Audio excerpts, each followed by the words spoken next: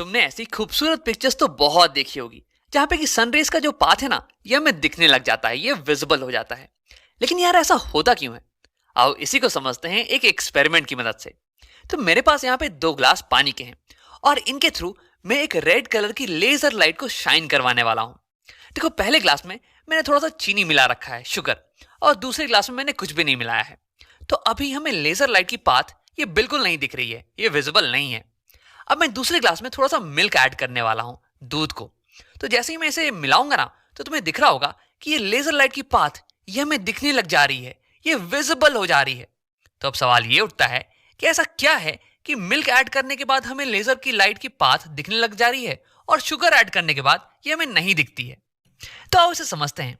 तो देखो, जब मैं मिल्क को इस ग्लास में मिलाता हूं ना, तो मिल्क के जो छोटे छोटे पार्टिकल्स हैं ये पूरे इस ग्लास में फैल जाने वाले हैं, ये डिस्पर्स हो जाने वाले हैं पूरे ग्लास में।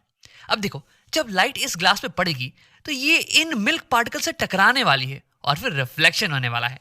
आओ इसे समझते हैं। तो मैं मिल्क के पार्टिकल को यहां पे बना देता हूं व्हाइट कलर से, कुछ ऐसे, और लाइट ये इस पे कुछ ऐसे पड़ने वाली है। हाँ, अब देखो क्या होगा कि ये लाइट रे ये रिफ्लेक्ट करने वाली है। लेकिन इस केस में एक अमेजिंग चीज होने वाली है। लाइट ये केवल एक डायरेक्शन में रिफ्लेक्ट नहीं करेगी, बल्कि छोटे पार्टिकल्स लाइट को हर एक डायरेक्शन में रिफ्लेक्ट करते हैं, हर एक डायरेक्शन में छितरा देते हैं, कुछ ऐसे। देखो, हमने अभी तक देखा था कि बड़े बड़े पार्टिकल्स जैसे कि मिरर या फिर कुछ टेबल ले लो या फिर बुक ले लो, तो इन पे जब भी लाइट पड़ती है तो ये लाइट को केवल एक डायरेक्शन में ही रिफ्लेक्ट करते हैं। लेकिन ऐसा ट्रू नहीं है छोटे पार्टिकल्स के लिए। छोटे पार्टिकल्स ये लाइट को हर डायरेक्शन में छितरा देते हैं। देखो, मुझे पता है कि इसे तुम और अच्छे समझना चाहते हो, लेकिन देखो, इसे समझने के लिए हमें बहुत सारी चीज़ों को पढ़ना पड़ेगा। तो इसके बारे में बात हम डिटेल में करने वाले हैं। लेकिन अभी के लिए बस ये मान लो कि छोटे पार्टिकल्स ये लाइट को हर डायरेक्शन में छितरा देते हैं, रिफ्लेक्ट कर देते हैं।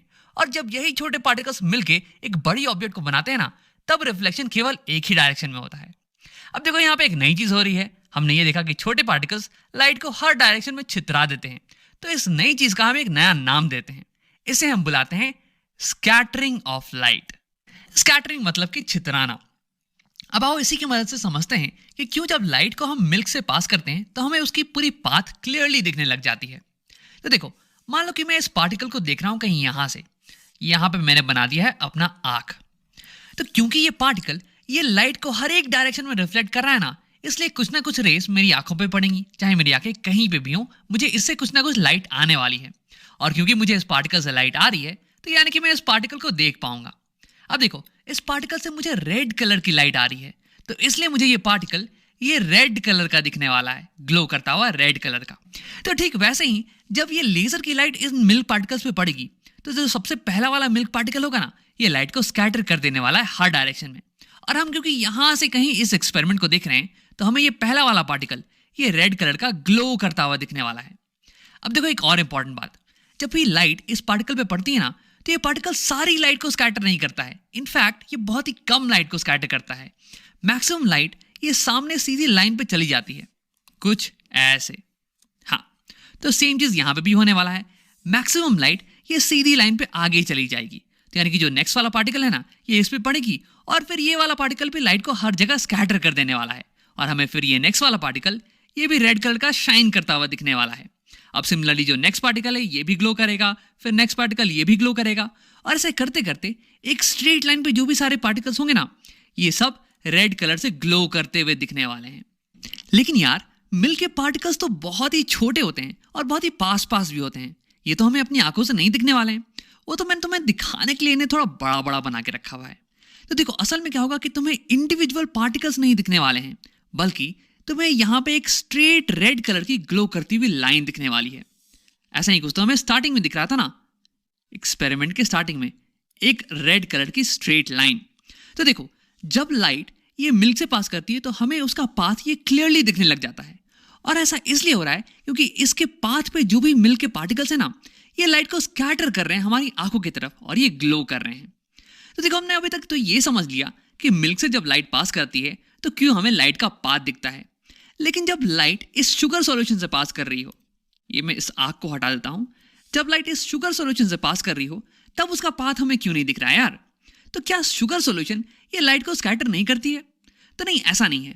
हर एक पार्टिकल लाइट को स्कैटर करती है, लेकिन अलग अलग अमाउंट से।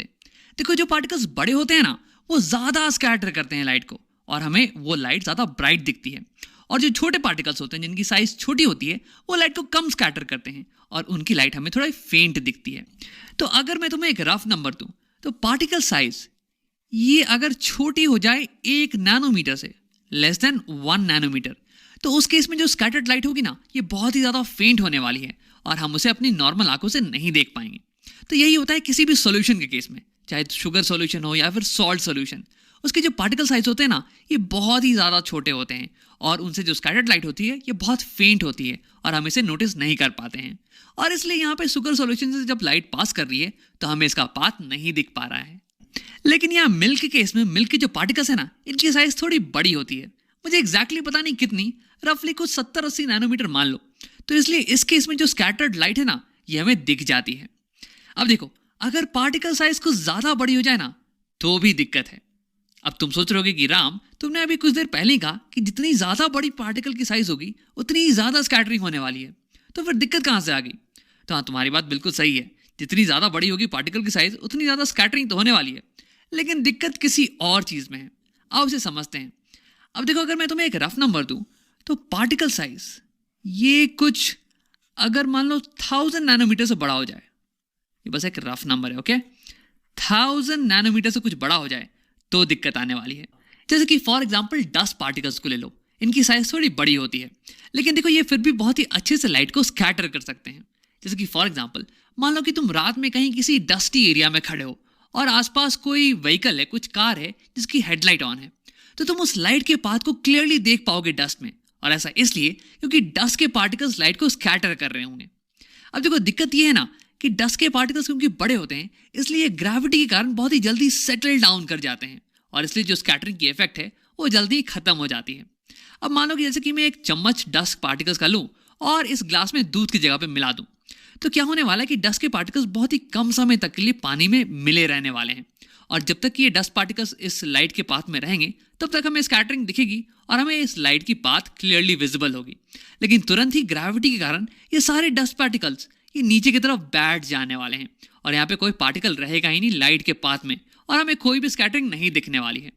तो यानी कि अगर पार्टिकल की साइज बड़ी हो जाए, तो वो ग्रेविटी के कारण बहुत ही जल्दी सेटल डाउन कर जाती है, और इसलिए हमें स्कैटरिंग ये बहुत ही कम समय तक के लिए दिखती है।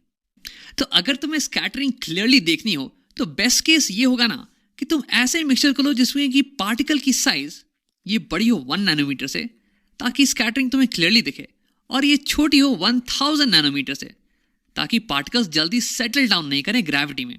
और ऐसे मिक्सचर्स को हम बुलाते हैं कोलॉइड्स। ये बेस्ट होता है स्कैटरिंग को देखने के लिए।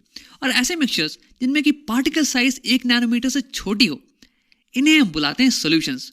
और ये वर्स्ट होता है स्कैटरिंग को देखने के लिए। इस केस में जो स्कैटर्ड लाइट होती है ना, ये बहुत ही फेंट होती है, और ये हमें क्लियरली नहीं दिखती है। और ऐसे मिक्सचर जिनमें कि पार्टिकल साइज ये 1000 नैनोमीटर से बड़ी हो, इसे हम बुलाते हैं सस्पेंशन। और इनकी प्रॉब्लम ये है कि ये बहुत ही जल्दी ग्रेविटी के कारण नीचे सेटल डाउन कर पाते हैं। तो इसलिए क्या होता है कि लाइट के पाथ में कोई पार्टिकल बचता ही नहीं है, तो यानी कि कोई स्कैटरिंग दिखती ही नहीं है हमें। तो अभी तक हमने सारी इंपॉर्टेंट चीज़ें तो देख ली। अब आप एक्सपेरिमेंट पे वापस आते हैं और एक इंटरेस्टिंग चीज़ देखते हैं। तो अगर मैं यहाँ पे शुगर सॉल्यूशन पे फोकस करूँ, तो तुम्हें लाइट का पाथ ये हल्का हल्का दिखने लगेगा। लेकिन देखो, ये हमें शुगर सॉल्यूशन के स्कैटरिंग के कारण नहीं दिख रहा है, बल्कि अगर मैं तुम्हें जूम इन करके दिखाऊं, तो तुम्हें दिखेगा कि यहाँ पे कुछ डस्ट के पार्टिकल्स हैं जो कि लाइट को स्कैटर कर रहे हैं। तो जब मैं शुगर को डाल रहा था ना, तो उसके साथ साथ कुछ डस्ट पार्टिकल्स भी ऐड हो गए, और इन डस्ट पार्टिकल्स की साइज ये 1000 नैनोमीटर से बड़ी है, और इसलिए इन्होंने एक सस्पेंशन क्रिएट कर दिया है यहाँ पे, और इसी कारण हमें लाइट की पाथ हल्की सी दिखनी चालू हो गई है। अब अगर तुम यहाँ पे ध्यान से देखो, तो तुम्हें एक बड़ा सा डस्ट का पार्टिकल दिखने वाला है। ये इतना बड़ा है कि हम इसे डायरेक्टली देख सकते हैं। अब थोड़े ही समय में ये लाइट के पाथ के बीच में आने वाला है, और जैसे ही ये बीच में आएगा ना, वैसे ये बहुत ही ब्राइटली लाइट को स्कैटर करने वाला है। देखो ध्यान से, ये आ गया लाइट के पाथ के बीच में। हाँ देखो, ये कितना ब्राइटली ग्लो कर रहा है, ये कितना ब्राइटली लाइट को स्कैटर कर रहा है। तो देखो, पार्टिकल जितने ही बड़े होते हैं, ये उतना ही ज़्यादा लाइट को स्कैटर करते हैं। लेकिन इनके साथ प्रॉब्लम ये है ना कि ये बहुत ही जल्दी ग्रेविटी